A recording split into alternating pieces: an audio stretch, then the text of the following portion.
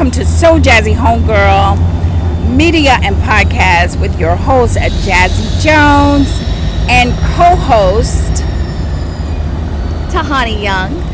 And we are here today to announce to you the new series, The Ladies of the Hive. I'm super excited, like I always am. I'm so excited when I get a chance to come on and just be with you guys. Get it? Be with you guys. We have launched a new series that will be airing every second or maybe first Tuesday, but it definitely will be on a Talk About It Tuesday. Talk About It Tuesday. We will let you know exactly when that is going to take place.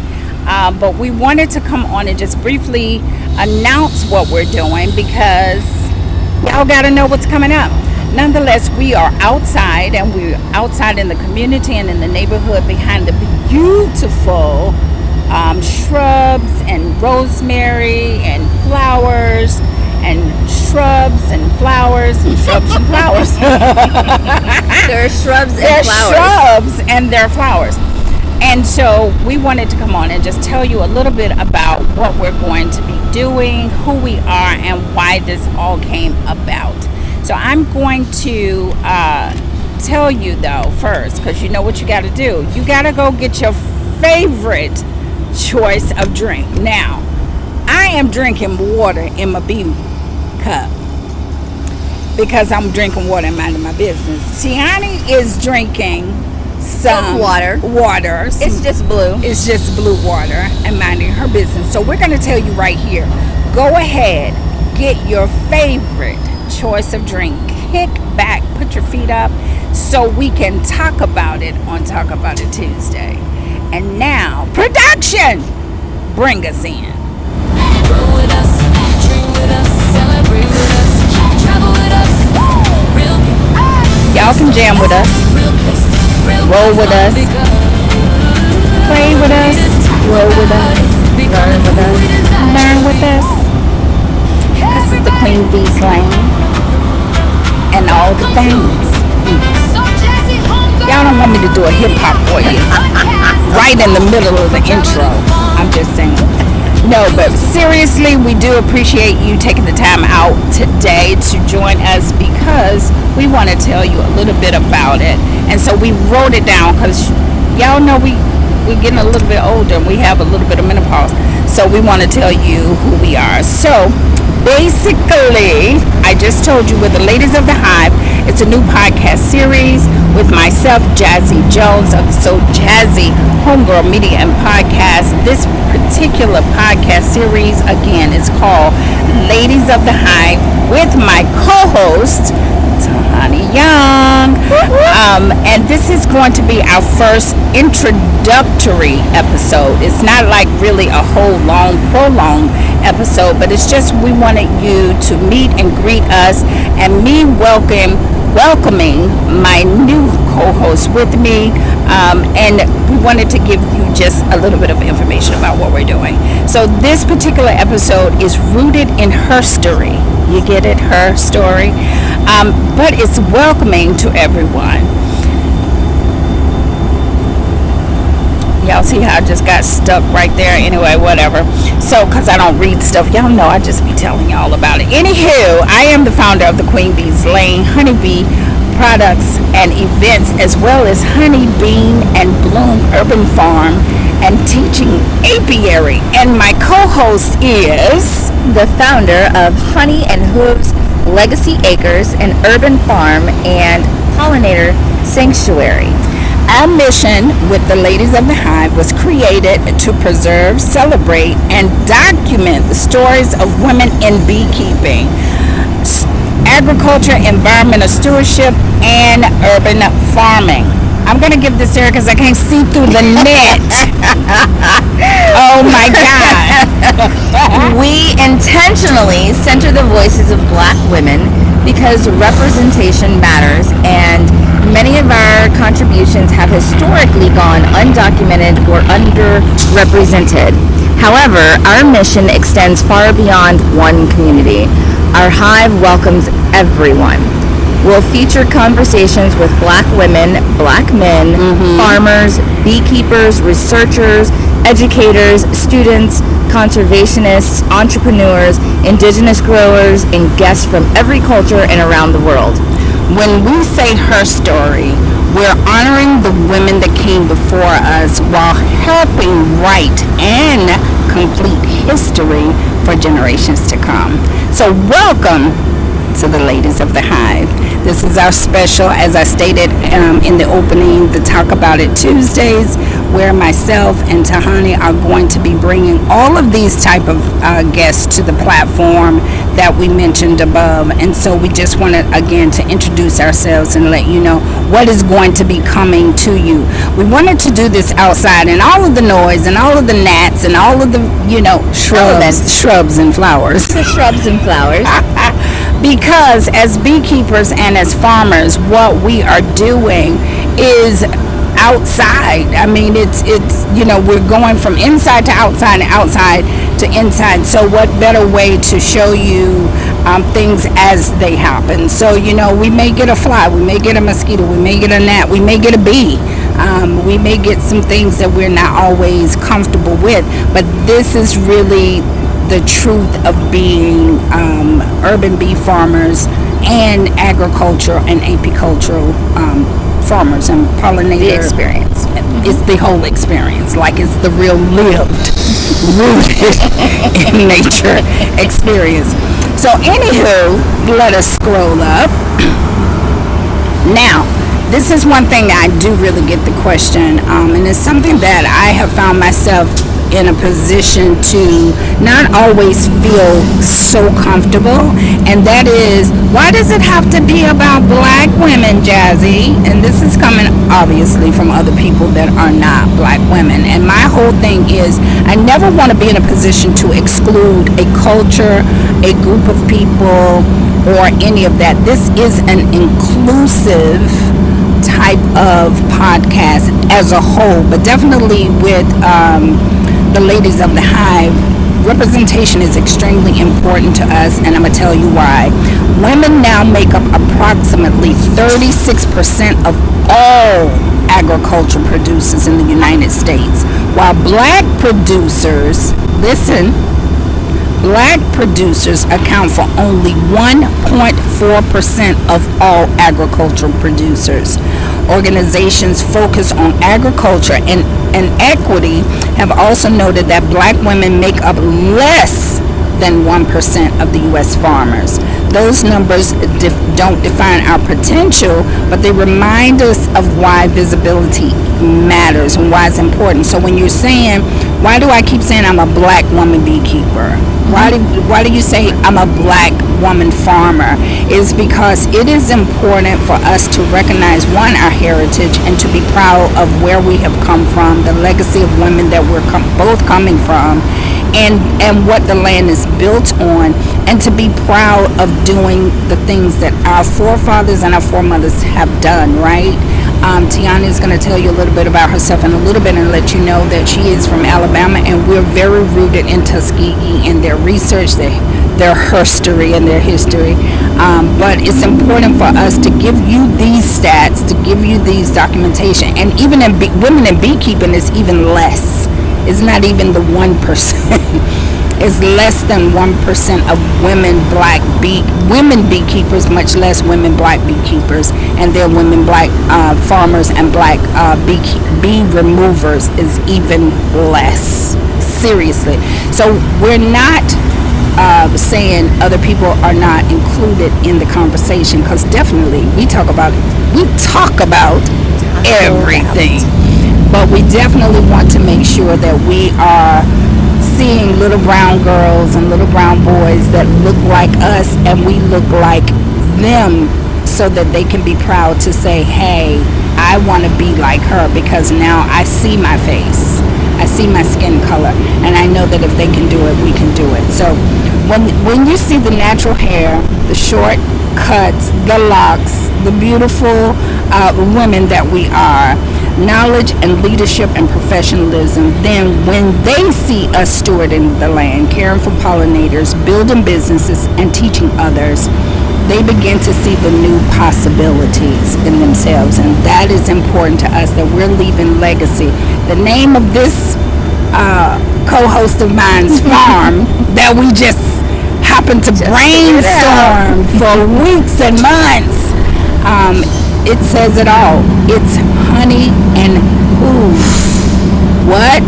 Legacy Acres. Why is that? Because she has been left a legacy by her grandmother, and she's leaving legacy on the acres of land that she has. I mean, what a beautiful homage to the shotgun granny. She's going to tell you all about it in a few minutes.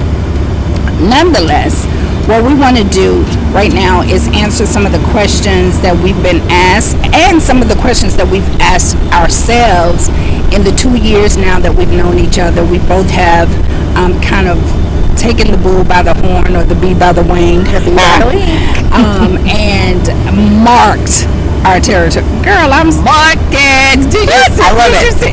She just came up with that. Only beekeepers who get that. Only the beaks, as we're so called.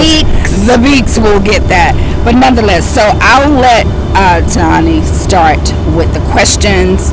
I think are you starting with the questions? I think you were supposed to ask me these questions. Dang, okay. I just gotta keep talking about it. I wanted to get some more. Hold on. I can't ask myself the questions. She can ask herself the questions. It's our podcast. You do what you want to do. Ask yourself. So Tahani.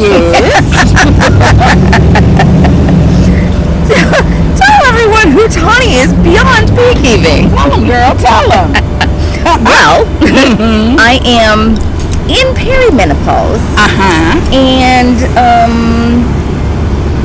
that's rude. It's so disrespectful. It's so disrespectful. Yeah. But I also do quite a number of things. I do marketing. I do web production. Hosting. I do production. Thank you, Jesus. She is the prayer. Do some photography, some videography.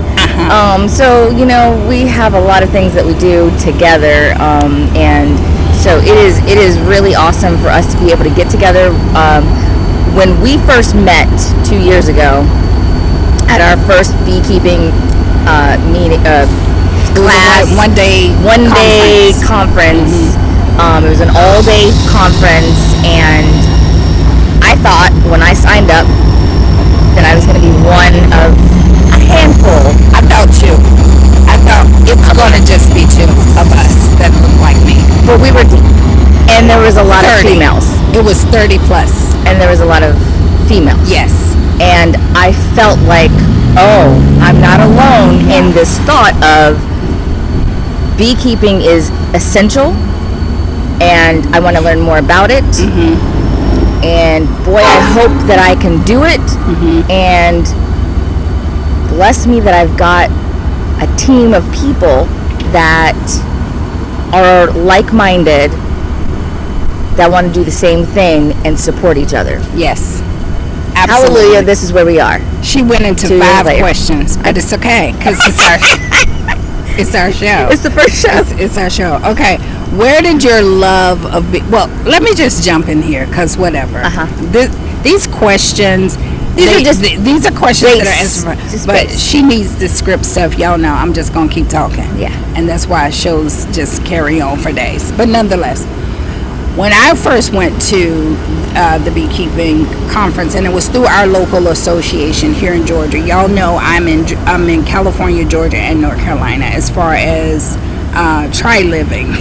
Try living. Okay. Try living. So and being a beekeeper and a bee remover in those areas. But nonetheless, when I said, okay, I have to find a association here. And I actually was told to find an association here by my first mentor, Daryl, who is Alabama, Georgia. So that was another one of our connections too. That my Can't wait to meet him. Initial commercial beekeeper and producer of my first honey was Alabama, Georgia line, right?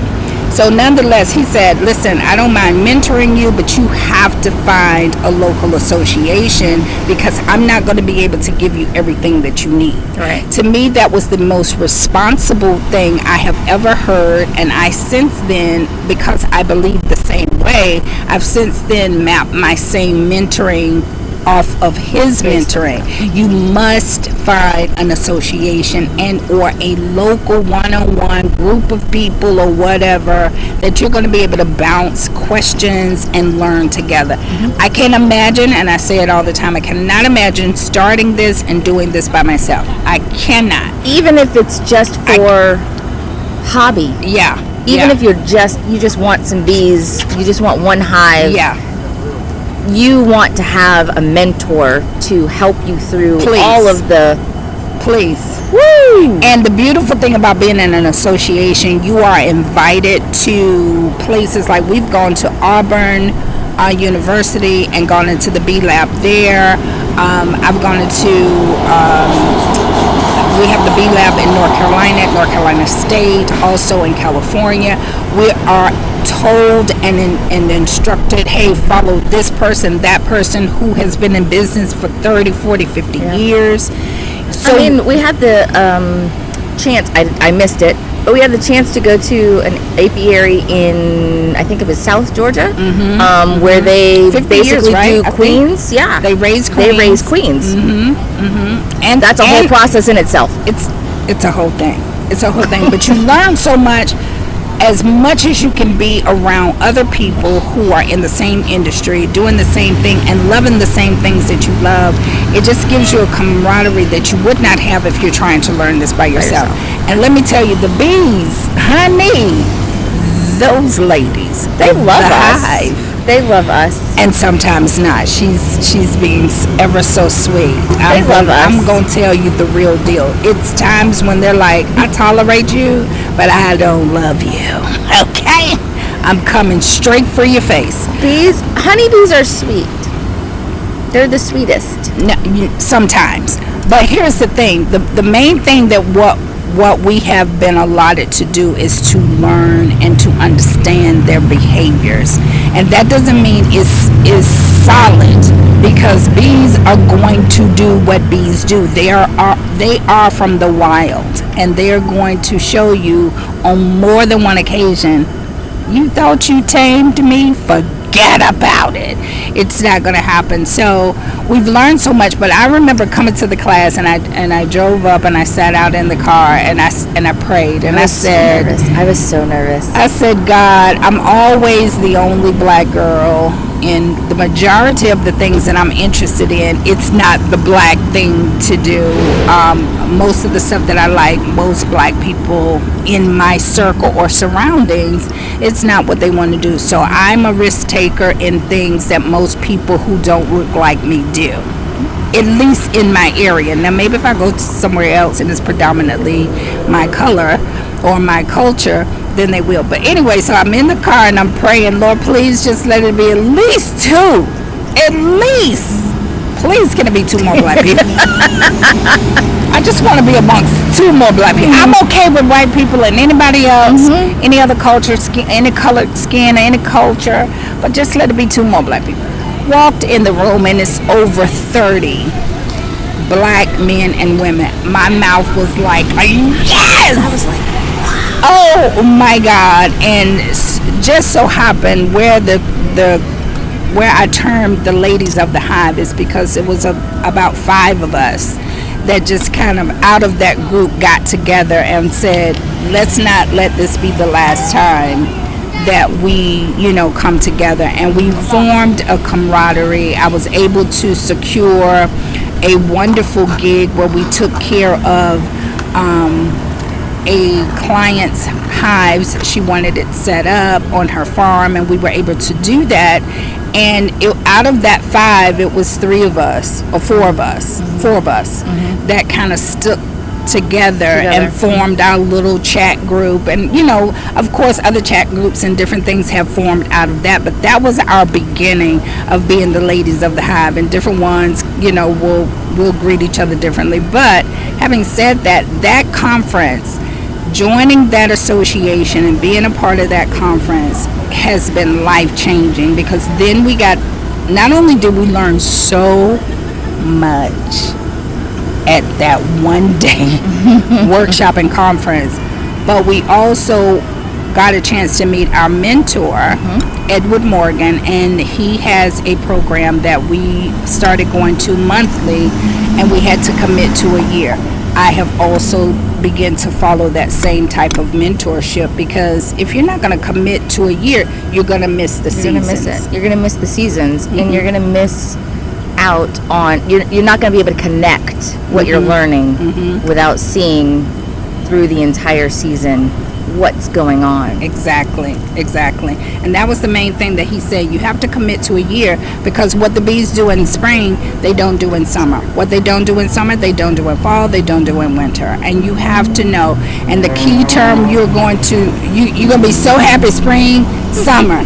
Fall, you're going to starting to tremble a little bit. And then we're going to be like, oh my God, we got to get them through winter. We got to prep them for winter. I want to look in there. I want to see what they're doing. Don't open it. Are they alive? Oh my God. We're outside all holding hands. Kumbaya. And what are you doing with your bees? Did you cover your bees? Oh my God. Did you insulate your bees? Did you feed your bees? It's so much to this bee community and learning about the bees. So anyway, first year I think is definitely the scariest. Yeah, it's definitely the scariest. I think it is when you are committed. It is when you learn the most. I feel like we learned the most in our first year. And our second year, we're gonna learn. We're still gonna keep learning. Obviously, we're not gonna stop learning, because it's science. I mean, they're bees, and they're wild. They're wild. They're docile. They're domesticatedly wild. Yes. My dad said today. He said, "I really like bees, because you don't have to pet them, you don't have to feed them, you don't have to feed them like a lot. Like, I love it." He was like, "I don't have to clean up after them. I don't have to do nothing." And I was like, let me just tell y'all, anybody who is interested in beekeeping, it is expensive. It's expensive. Okay. It's expensive. It's an expensive hobby. You hear people say that, and then, you hear two things. You hear, all you need to do is just get a beehive. Famous last word. And, get you some bees. Get a starter kit. No. Until those bees grow so fast that you have to get another one and another one and another one. And if I was very fortunate. I started prepping way before I got bees. Like, I have been interested, and I've told this story on the other series, is that, hold on, we got a train coming by. But I have been interested in I would say bee byproducts, because I was interested in propolis first. I wasn't interested in honey. The very first thing anybody thinks of is honey. That is not even near all of what goes on. It's only a small portion. Small portion. And unless you are a commercial beekeeper, you really only have a certain window to do honey, get your honey and extract your honey, which is another reason why I am always working with commercial beekeepers, so that I can continue to have honey flow. So either directly from my hive or directly from the beekeepers that work commercially, I work with them, and so I'm able to get honey for you either directly or locally, because y'all want your honey, and I get it, because it's so divine. So good. It's so divine. But there was so much more that was a part of beekeeping for me that made me interested in 2018. And so 2 years ago, almost 3 now, I was like, I'm doing this. I am doing this. And like I said, we found Metro Atlanta Beekeepers, we found mentors, and just working with Ed, and he began to share with us things that I didn't know I had to pay attention to, like pesticides, like pests. No, for sure. I didn't. So I think when I decided to do bees, I don't even think I decided to do bees. It was more like I want to be a farmer, and I know that we need pollinators, right? And then I was like, honeybee, and as I'm doing my research on farming and pollinating and blah blah blah, all those things. Blah, blah, blah. I'm doing those things and I'm learning. I'm like, honeybees are like, they're essential. Yeah. They're the essential work. Right. They are the essential workers. Oh, we need to do it. Yes. New shirt coming. Right, I was gonna say new shirts. And so I was like, I wanted to know about some bees, and so I had another mentor of mine, rest his soul, but he said to me, he's having these conversations with me all the time about, what do you want to do next? What do you want to do next? He's like a bonus dad. And I said, I was thinking about these bees, and he's like, well, why don't you sign up for a bee class? And I was like, yeah, there's an idea. Okay. So I do a search, and I tried to do Alabama, but the classes in Alabama were starting way later. In late March, early April, and everything I was reading was kind of like, you need to kind of know what's happening early spring. So the early spring in beekeeping is really February. Yeah. And Metro Atlanta Beekeepers, MABA, their class was like the end of January, I think. And I was like probably a week or two out from like signing up, because I just happened upon it, and I was like, I need to know about bees. And like that day of learning all of that we learned, tasting the honey that they brought, because they brought so many different flavors of honey. That's when I learned that honey wasn't just, okay, they were right here and that's it, and that's the one taste. I learned so many different flavors. I never even liked honey. Oh. I never liked honey because it was the orange. Loved honey. It was the orange blossom. And I didn't like orange blossom honey. Okay. At the time. Okay. Right. And so I'm like, certain flavors I'm like, I'm good. I'm good. I don't want it. And so tasting all of that honey was like, whoa. Yeah. Hello. Realizing that there were different flavors, but it wasn't like, it's not flavor that you add flavor to. It's the flavor that the honeys, the bees, what they're pollinating, and what they're getting their nectar from. And the fact that they can go to the same places, because unless it's miles and miles and miles, they're going to go to different places. I have now harvested light honey and dark honey, same season, same bees. And people are like, I had somebody say to me, Jazzie, I don't want this honey. I want the honey I had last time. I said, well, girl, let me tell you. Look, you go to your hive and go, girls, ladies of this hive, I'm going to need you to check in with me and tell me where y'all went to get the nectar. Right? And so I'm looking at them crazy now, because guess what? Now I know. Right. But I didn't know prior to that class. And it's so much that we've learned.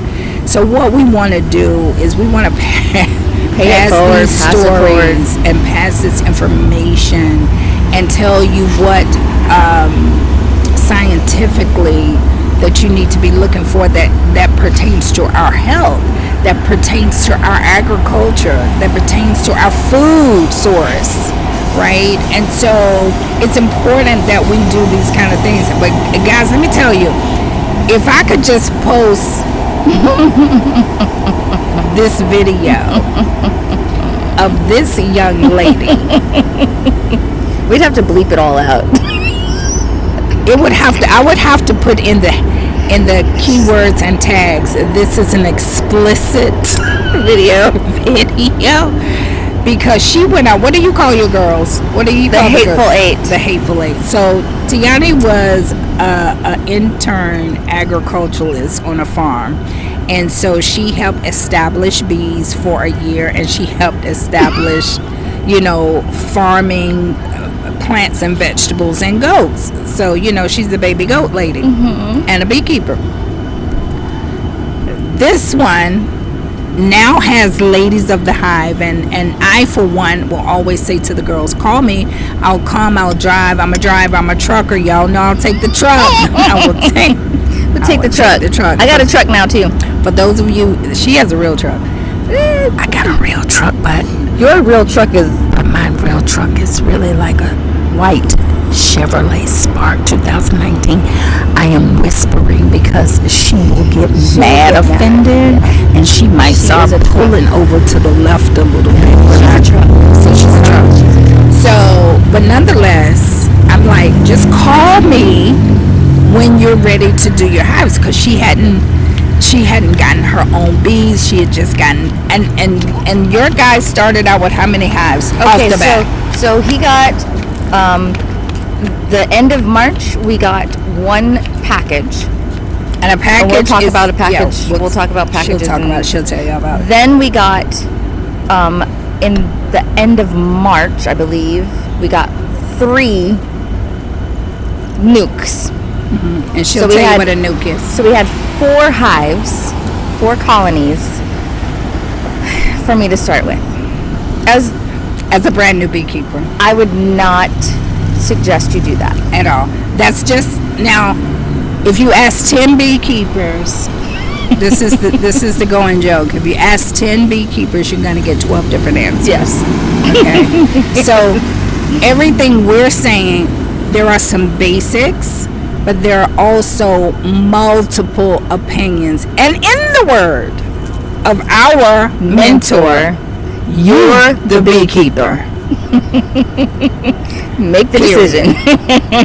Period and period. Mm-hmm. So you have to make the decision and decide what you want to do. So anyway, she sends us this video in our chat of her going to check on the Hateful Eight. I told her, see, she needs to manifest the grateful. The hateful, grateful, the grateful, hateful eight. That's what we're gonna call them. I'm grateful for them. They got her so royally. All you heard was fudge, fudge, fudge, fudge, fudge. Oh, fudge, fudge, fudge. This was fudge, fudge. And this was the second time in a 72-hour period that they had gotten me. They got her. So first time, fudging good. First time I only had on a jacket and a veil. See the problem, right? Legs got tagged through my jeans. Yes. So fast forward to the other day, and I thought, because I have on a full suit, she's good. I'm good. Well, you know, when you have on a suit, you need to make sure that everything's closed. Everything's closed. Mm-hmm. Everything. Because if not, they're coming. They're coming for you. You are fudged up. You're fudging. I'm just trying to say. So that was so hilarious. Good times. And then one of my experiences, I was with J Bear, who's one of our ladies of the hive, Jessica, and she was going with me on a bee delivery. So for our client. Bee delivery is so fun, guys. Moving bees is great. I called Jessica and said, hey, we need to take this hive over, but I don't have any nets to cover the hive after you either ratchet strap, which I did not know how to use at the time. And because she has a truck. No, not because I have a truck. I just didn't know how to use the ratchet strap. But she was transporting. Wait for this. In the truck. So J Bear says, no worries. I have the net. I have some. I said, okay, just bring one. I'll buy it off of you.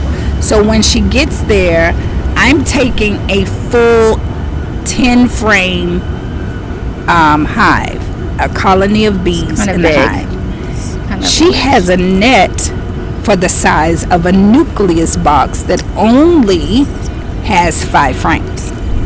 So, I tear it because we're trying to close up the entrance and we're jimmy rigging, taping. It was a hot mess. Nonetheless, we got the bees in the car.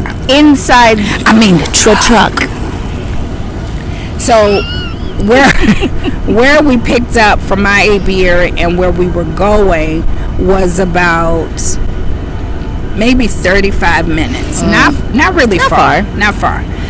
About 15 minutes into the ride, J Bear's look, I said, they're good. She said, yeah, they're good. I said, Jess, She said, no, they're good. She said, how far do we have to go? Hold on, pause. Did we have on veils or? No, baby, you know I don't play. You know I'm riding. I'm Suited up. What are we doing? No, actually, let me tell you what. I do that now. Okay. I do that now. Then I'm just riding like this. So she says, oh, calm. How far do we have to go? I said, oh, about 20 minutes. I said, why? And she, mind you, she keeps doing this. I said, Jessica, are we good? She said, I mean, yeah. I said, Jessica, don't tell me they got out. She said, just a few. Steady hearing the. It's just a few. She said, you may want to hurry up and get them. Baby, you talking about And so they had chewed through that little net and they were getting out. When bees get out in the car, however, they generally are going to go to the window. This is things that you learn in your second year. Make sure your windows are open if you have to put them inside a vehicle and not on the bed of a truck.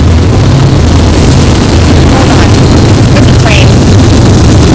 Welcome to the great outdoors of the beekeeper and the urban farmer. Nonetheless, we get to the place and we successfully set up the beehive for the client. But that was hilarious. We had bees all in the car. I mean, the truck. And I still have that truck. And so I go do bee removals and those bees are inside. Well, now I have gotten to be a big girl. Baby, I got retractable ratchet straps, baby. You understand? People are jealous. They want them seriously.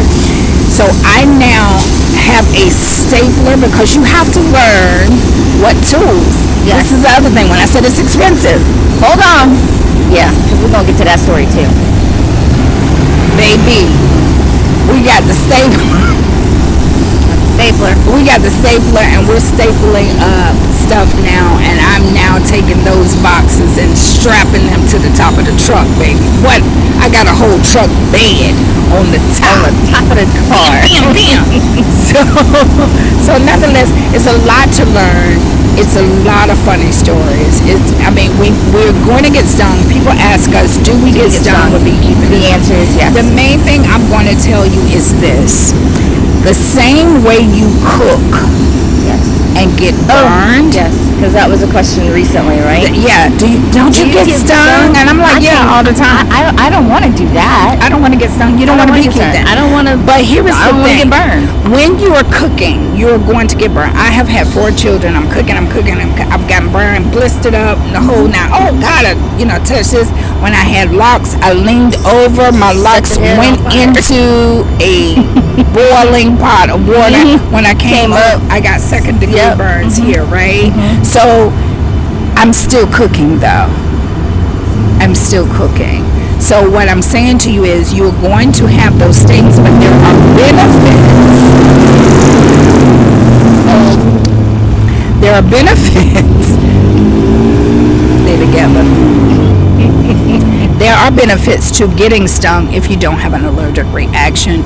There are some testimonial medicinal practices that have been used with people, and including myself with fibromyalgia, that I have gotten stung, and I'm like, wow, I didn't realize. Kind of feel good today. I fell off the ladder just a couple of weeks ago, and I had gotten. We'll talk about that.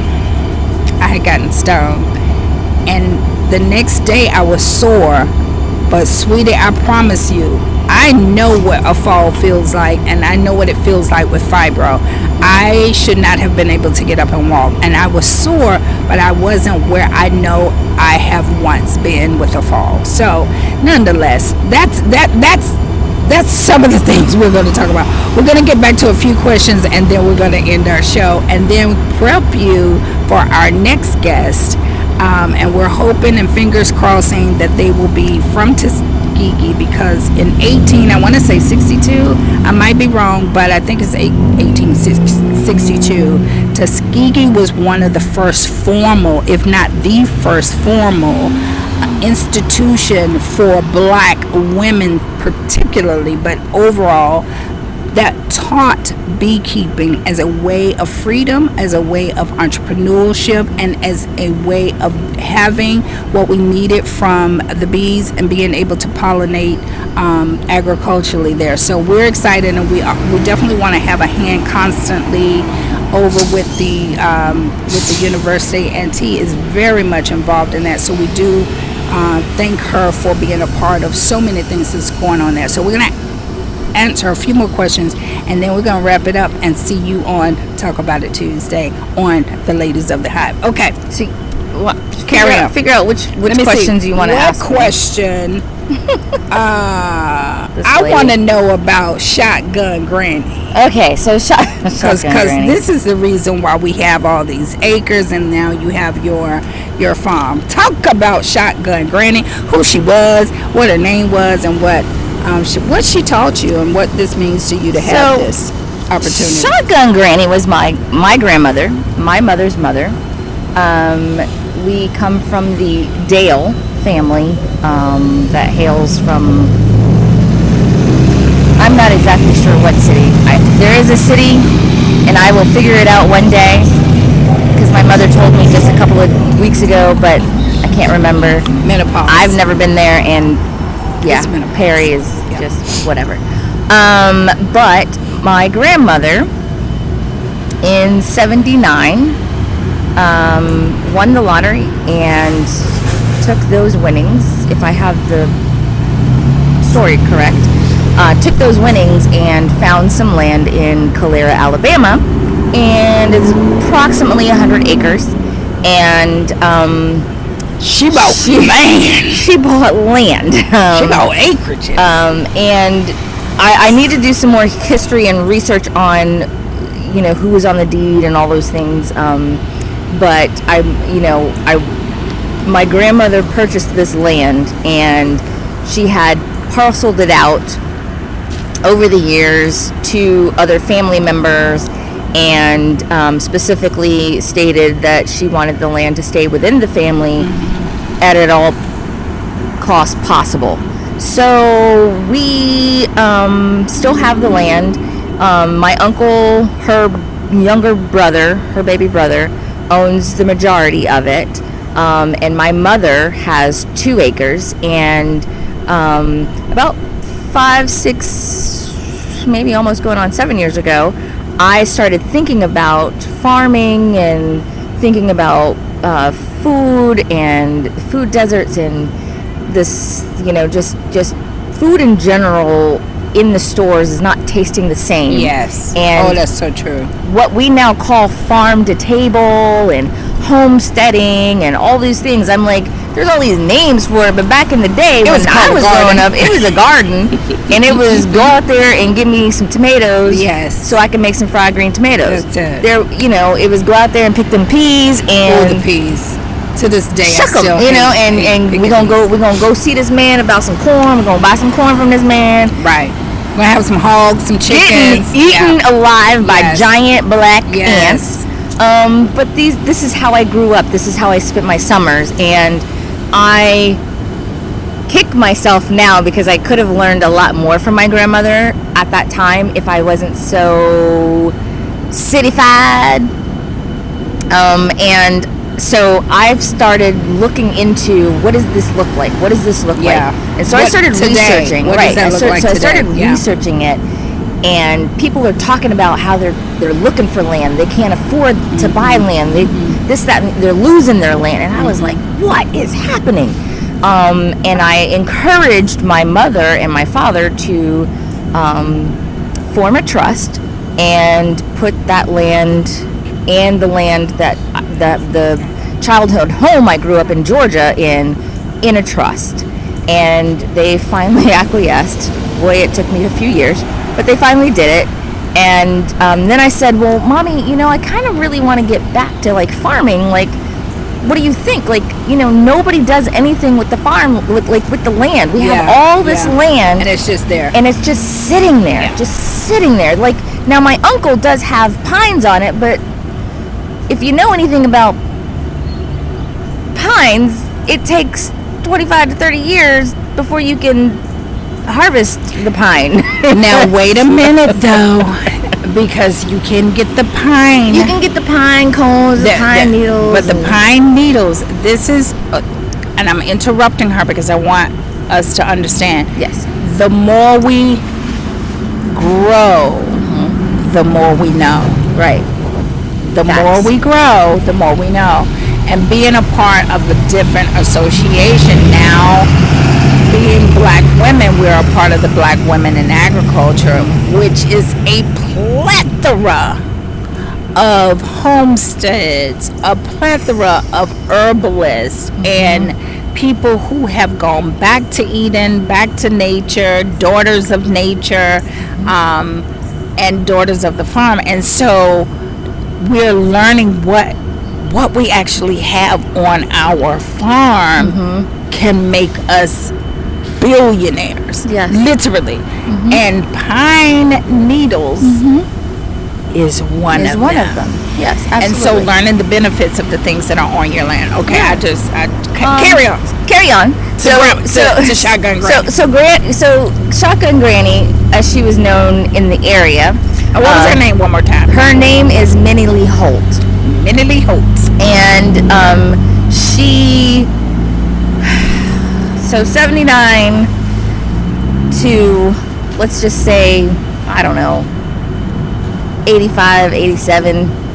I'm hanging out with my granny, who I called affectionately Big Mama. Big Mama. If you from the South, if you black, you got a Big Mama. That's it. And so, and even if you didn't call them Big Mama, they were Big Mama. Yes. Right. And so, we learned a lot from her. I wish that I had learned more. I wish I had paid attention more. Not learned more, but paid attention more. Yeah. Because she was not just an inside woman, and she wasn't just an outside woman.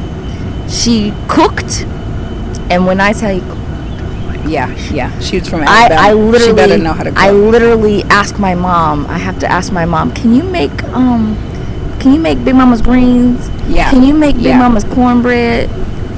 In the last couple of years, my mom has actually been teaching me. Yes. Because I'm like, I want to learn. You have to pass those down. Exactly. Like, I'm the keeper of the recipes, and people call me. What was that in there? What did she? Because I was the one at home with her for a lot longer in the latter years of her still cooking.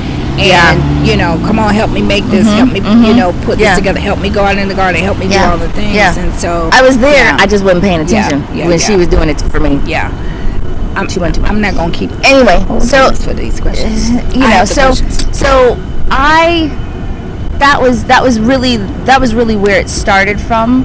And my grandmother was very much known for if there was ever a problem, she did come outside with her shotgun and diffused anything.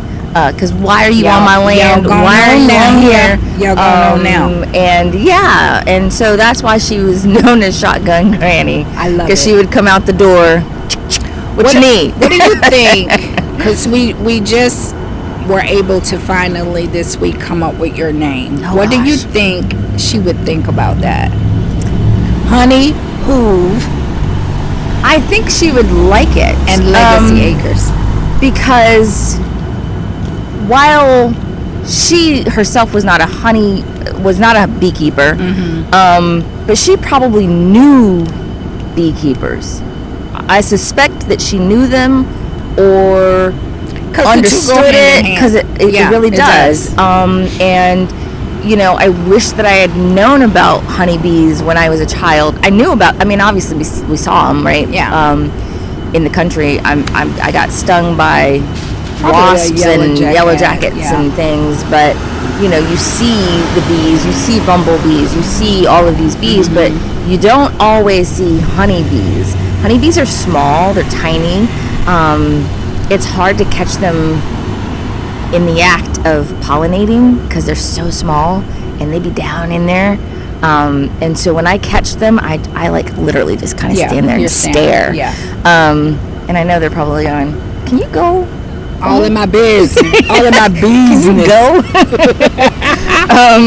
But yeah, I mean, I wish that I had known more and could have asked more questions about even just the farming aspect of it. And we had, so by the time I remember things, I remember hogs. My hog's name was Amanda. Well, I didn't have a name for my hogs. Well, I named her Amanda after the girl who knocked my tooth out.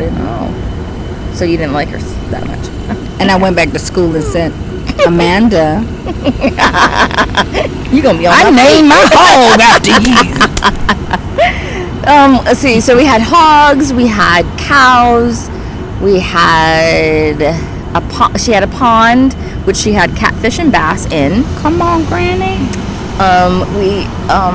Oh, not big mouth. We had a little problem with water moccasins, so she ended up having to move the pond a little further away from the house because it was a little too close. But we had this giant magnolia tree that I used to climb in. It was just the most amazing thing. We do not own the rights to that music. We do not. We're outside, and that's how we hear it. Okay. What else? I mean, there's just like, and I remember waking up one day. It was fall, so it was around Thanksgiving, and the family always came to Big Mama's house for the holidays. You got a few minutes. So, it's gonna wrap up. I'm just saying. I woke up one morning to a lot of noise, and I look out the window of the bedroom that I was in because it only had 1, 2, 3 bedrooms and 25 grandkids and uncles and aunts. That was everybody's everybody in the house. You know, we got pallets on the floor. Yes. We got we everywhere. Couches. We everywhere. We in the dining room, living room, back room. We're everywhere. And I wake up. I look out the window, and there is a hog, a deer, and a cow. And I was like, wow. Not Duck Dynasty on the property. She had she showed me what a chicken with a head cut off looked like. Yes. No, I want peanut butter and jelly sandwich. Listen, they chopped off our chicken Charlie's head, and he ran around. And that's when I really began to understand. I'm running around like a chicken with my head cut off because it's a real thing. You bumping into. It's a real thing. It's in case you guys don't know, it's a real thing. It is a real thing. Anyway, it's not something that an 8-year-old should see. Just saying. Well, I mean, it is if you're forewarned. Because children do grow up on farms and they do all of that. It's fine, right? But you need to be forewarned. You just need to forewarn me. Like when I'm eating Amanda, so and I didn't know. And my son was like, is it good? Do you enjoy your pork chops? Yeah. We had fried chicken that night, and I was like, peanut butter and jelly sandwich. Thanks. I'm good. I want to say this because we are going to wrap up because we want to save some of these stories for additional episodes and bring on wonderful guests that not only talk about bees because that is our primary, but it is also talking about agriculture and growing up on farms and or going back to farming or learning farming for the first time because you understand the importance, not only the importance but the scarcity and the lack of food resources for not only the bees, honey, but us, and the things that they're selling in the grocery stores now don't even have. Like I ate a carrot recently and I'm like, it tasted like wax. What is happening here? Carrots used to be so sweet. Yes. It was just bland and just yuck. It's like chemicals. Yeah, so growing your own products, understanding soil temperatures and soil health and what we're actually growing our food in, all of those things are relevant to being an urban farmer, to understanding homestead, to understanding beekeeping, at a larger scale so that we can help not only ourselves, but we can help our community. And our community doesn't just stretch to our neighborhood. Our community stretches locally, and then it stretches abroad. And when people don't understand that, they miss the point of, why do I need to know about an Asian yellow leg hornet? Why? 'Cause it's here. I don't live in Asia, but now it's here. It's here. And it's attacking our bees, and it may do some damage to our crops, and so we have to report that type of thing to the USDA. But if we were not farmers, and if we were not beekeepers, we wouldn't understand why now we need to reach across the water to that community so that we can understand what's coming into our own.